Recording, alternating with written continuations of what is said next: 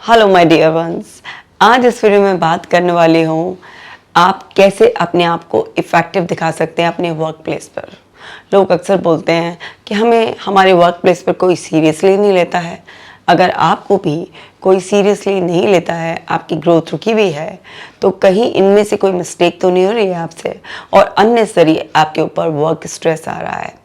क्योंकि कई बार हम में क्वालिटी होती है, हम में वो स्किल्स होती हैं, हम काम अच्छे से करना चाहते हैं, लेकिन कुछ मिस्टेक्स ऐसी हो रही होती हैं जिन पर हमारा ध्यान नहीं होता है और फिर हमारी परफॉर्मेंस भी बिगड़ जाती है। हमको अननेसेसरी वर्क स्ट्रेस आता है और स्ट्रेस चाहे वर्क का हो, रिलेशनशिप से हो या कहीं से भी किसी भी वजह से आ रहा हो।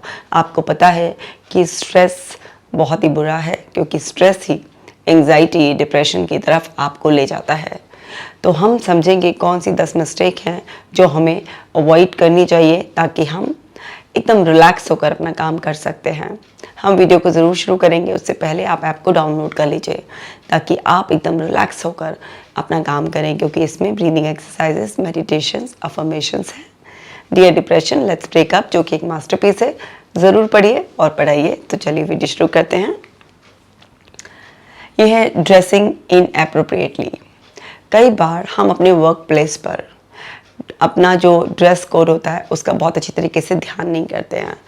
ऐसा तो वैसे कोई फिक्स नहीं होता है कि आपको कोई पर्टिकुलर कलर या कोई पर्टिकुलर पैटर्न ही पहनना है, लेकिन फिर भी आपका जो वर्क है उसके हिसाब से अगर आप अच्छी तरीके से तैयार होते हैं तो इसका एक बहुत ही पॉजिटिव इफ़ेक्ट पड़ता है।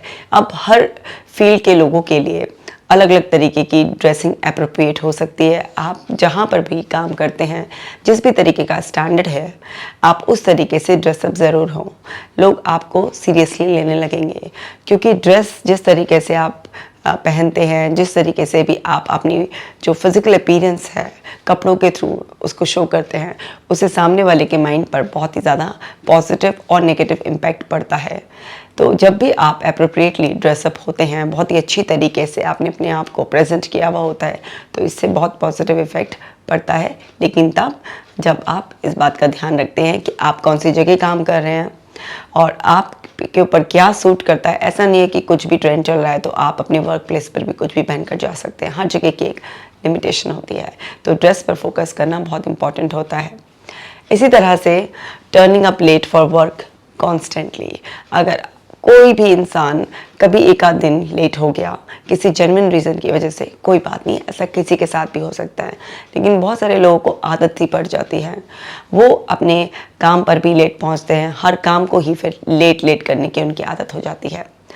अब अगर को आप काम पर लेट पहुंच रहे हैं या किसी भी काम को लेट कंप्लीट कर रहे हैं, ये आपकी एक आदत बन गई है, तो इससे लोग आपसे फ्रस्ट्रेट होने लगेंगे, आपको सीरियसली नहीं लेंगे, क्योंकि वो समझ जाएंगे कि आपकी लापरवाही है। क्योंकि रोज़ रोज़ लेट होना ये तो लापरवाही ही है और ये आदत आपके हाथ से बहुत सारी अच्छी अपॉर्चुनिटीज़ को छीन सकती है। लोग आपको बिल्कुल भी सीरियसली नहीं लेंगे, आप पे से भरोसा खो देंगे, क्योंकि उनके माइंड में ये रहेगा तो उसका तो क्या ही भरोसा, टाइम पर पहुंच ही नहीं पाता बंदा तो और करेगा ही क्या।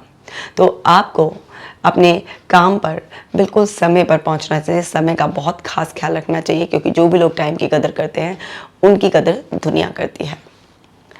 इसी तरह से नॉट कम्युनिकेटिंग इफ़ेक्टिवली। कम्युनिकेशन हर सफलता की होती है। जितना अच्छी तरीके से आप अपनी बात को कम्युनिकेट कर पाते हैं, उतना ज़्यादा आपकी रिलेशनशिप लोगों से अच्छी बनती है और जितना इफ़ेक्टिवली आप अपना मैसेज दूसरों को दे पाते हैं, उतना टाइम की सेविंग भी होती है। लोग जल्दी समझ जाते हैं।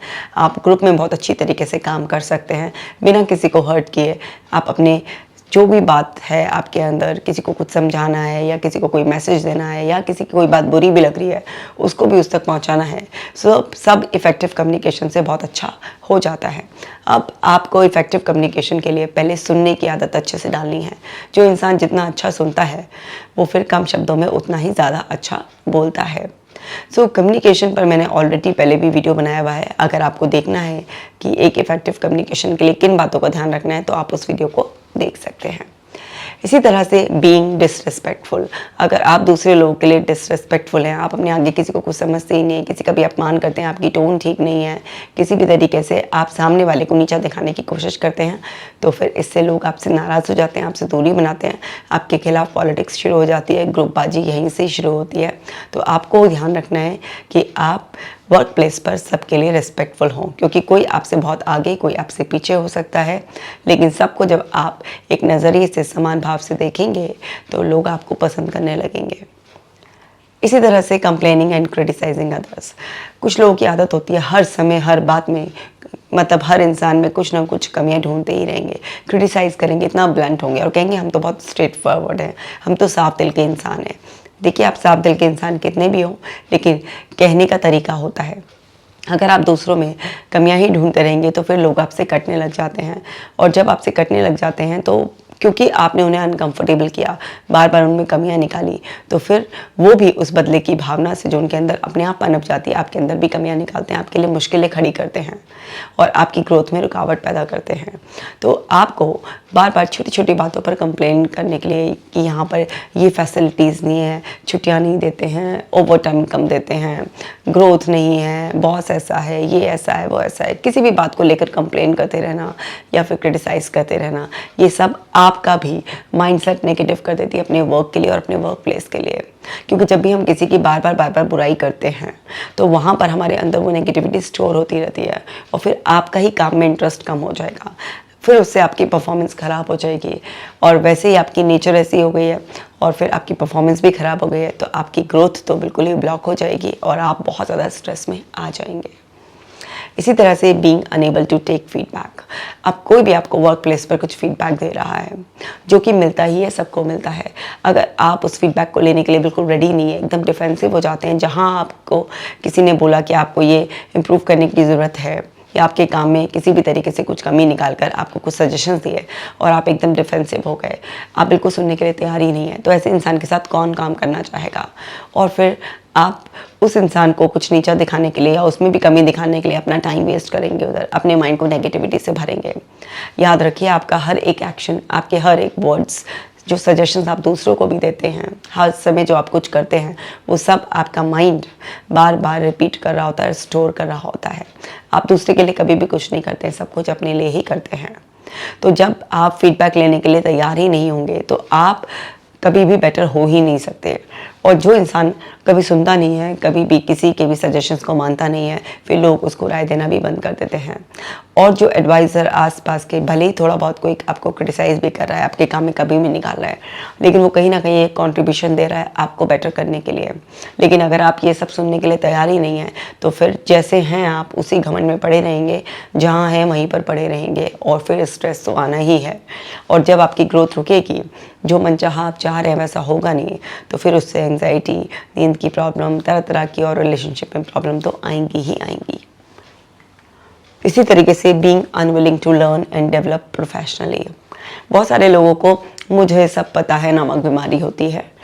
वो अपनी ग्रोथ तो चाहते हैं, लेकिन बिना कुछ करे, बिना कुछ हाथ पैर हिलाए, बिना कुछ नया सीखे, ये पॉसिबल ही नहीं है। आज वही इंसान लगातार तरक्की कर सकता है जो लगातार अपने आप को अपडेट करता रहता है।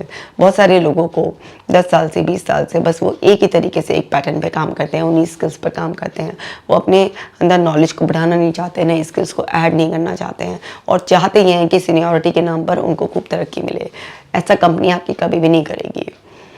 कोई नया बंदा आया है, आपसे ज़्यादा नॉलेज रखता है, आपसे ज़्यादा वो आउटपुट निकाल कर दे रहा है, ज़्यादा प्रोडक्टिव है, तो आप वहाँ उस कंपनी में 10 साल से काम कर रहे हैं, इस बात की आपको रिस्पेक्ट ना मिलकर वो कल के आए हुए इंसान को ज़्यादा ग्रोथ मिल जाएगी।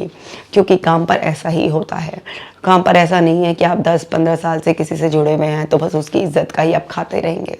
आपको लगातार अपने आप को ग्रो करना है, अपने आप को प्रोफेशनली डेवलप करते रहना है, क्योंकि जितनी आपकी लर्निंग होती है उतनी आपकी अर्निंग होती है। वो कहते हैं ना, किसी को किसी का चाम प्यारा नहीं होता, सबको काम प्यारा होता है।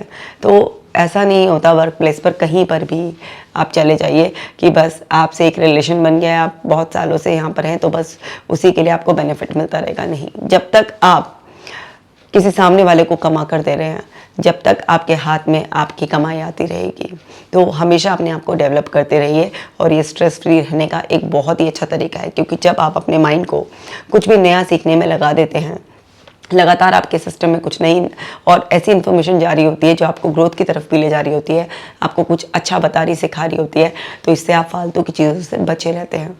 और नहीं तो लोगों के पास इतना फालतू टाइम होता है, वो सोशल मीडिया और जगह लगाते हैं और अपने आप को ख़राब कर लेते हैं। इसी तरह से नॉट टेकिंग इनिशिएटिव, जब भी आप पहल नहीं करते हैं ना, आगे बढ़कर किसी तरीके की कोई रिस्पॉन्सिबिलिटी नहीं लेते हैं, तो वहाँ पर ऐसे लोगों की पूछ कम हो जाती है। जो भी लोग इनिशिएटिव लेते हैं हमेशा उनकी पूछ ज़्यादा होती है। पहल करने वाले का नाम हमेशा ही आगे रहता है। तो अपने अंदर देखिए कि क्या आपको बिल्कुल इनिशिएटिव करने की आदत नहीं है, आप सिर्फ एक फॉलोअर की तरह हैं कि दूसरे ने करा फिर आप पीछे पीछे हाँ मिलाते हुए आ गए, या आप थोड़ा सा रिस्क लेकर ना अपने अंदर उस कॉन्फिडेंस को जगाकर इनिशिएटिव लेते हैं। क्योंकि जो भी इनिशिएटिव लेता है वो हमेशा ऑर्गेनाइजेशन में बॉस, जो भी ऐसे अथॉरिटी वाले लोग होते हैं, उनकी नज़रों में चढ़ जाता है। उसके पास हमेशा अपने आप को प्रूव करने का बेटर मौका रहता है। अगर आप ये सब करते हैं तो आप स्ट्रेस फ्री रहेंगे, आपकी खूब ग्रोथ होगी। इसी तरह से प्रोकास्टिनेशन एक इतनी बड़ी बीमारी है। जो भी इंसान प्रोकास्टिनेट करता है, टाल मटोल करता है, आज कर देंगे, कल कर देंगे, अभी कर देंगे, अभी तो मेरे थोड़ा सा लंच करके आया हूँ, रेस्ट का टाइम है, अभी तो चाय पीने का टाइम है, ये तो इतना अर्जेंट नहीं है, मैं ही क्यों करूँ। कोई भी रीजंस हो आपके कभी पर्सनल तो कभी कुछ भी रीजंस हो, उसकी वजह से आप प्रोकास्टिनेट करते रहते हैं। तो वहाँ पर जब आप बहुत ज़्यादा प्रोकास्टिनेट करते हैं तो आप अपने आप को बर्डन कर लेते हैं, क्योंकि आपको कंप्लीट तो करना ही है, आज भी करना है या फिर अभी थोड़ी देर बाद भी करना है या कल भी करना है। करना तो आपको पड़ेगा ही, बिना करे तो आपको कुछ मिलेगा नहीं वर्क प्लेस पर। लेकिन आप प्रोकास्टिनेट कर करके आपको अपने आप को ओवरबर्डन कर लेते हैं। फिर पता चला रात भर जाग जाग कर काम पूरा कर रहे हैं, या फिर दूसरों से मातापची ज़्यादा कर रहे हैं। तो एकदम से ओवरबर्डन क्यों करना अपने आप को। अपने हाथ का काम समय पर पूरा करते रहिए। अगर आप प्रोकास्टिनेशन करने की आदत छोड़ देंगे तो आपको कभी स्ट्रेस आएगा ही नहीं, और स्ट्रेस की शुरुआत ही नहीं होगी तो बाकी कुछ तो आने का मतलब ही नहीं बनता। इसी तरह से not taking accountability for your own mistake, अपनी गलतियों के लिए आप कोई रिस्पॉन्सिबिलिटी नहीं लेते हैं ना, आप पर कैसे विश्वास करेगा कोई, कैसे आप अकाउंटेबल बनेंगे, बन ही नहीं सकते हैं।